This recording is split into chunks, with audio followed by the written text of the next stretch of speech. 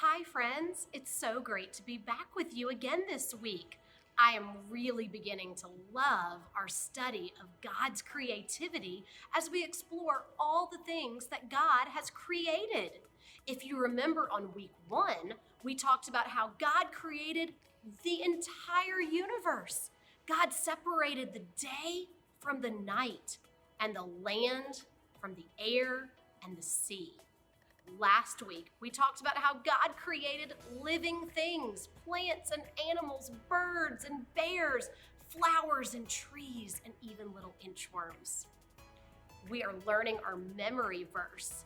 All things were made through Him. Can you do that with me now? Do you remember the motions? All right, let's do it together.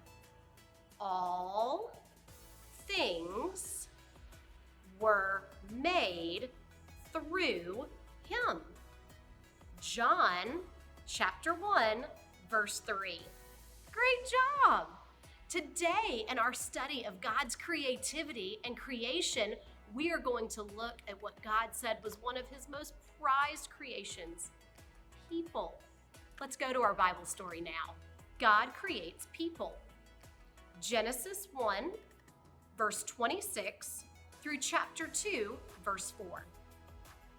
God saw how good creation was, but something was missing. God made one last creation. Let there be people. And people appeared. God saw the people and said, "People are very good. People will take care of my creation. People will care for day and night. People will care for the sky and the seas and the earth. People will care for the plants, the sea animals and birds, and the animals." God saw all creation and called it very, very good. God gave humans and people a big responsibility to take care of all of creation.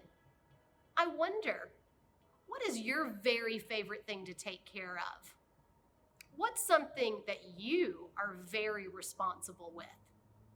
Parents, this is a great time for you to start instilling in your children a way to care for God's creation and to care for one another in your home. Now, this doesn't have to be very tasking. It can be simple, like assigning a simple chore, loading or unloading the dishwasher, taking out the trash or the recycling.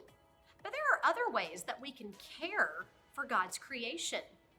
Being loving to one another, giving gentle touches to our animals, giving words of praise and affirmation and encouragement.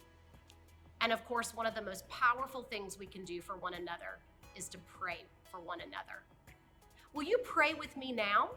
Let's go to God.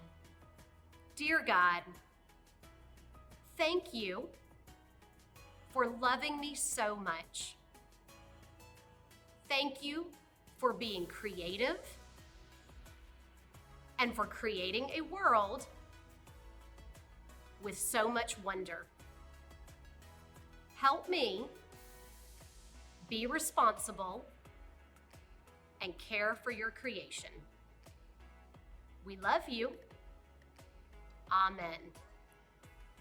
Until next week, friends, keep celebrating, keep wondering, and keep caring for God's creation.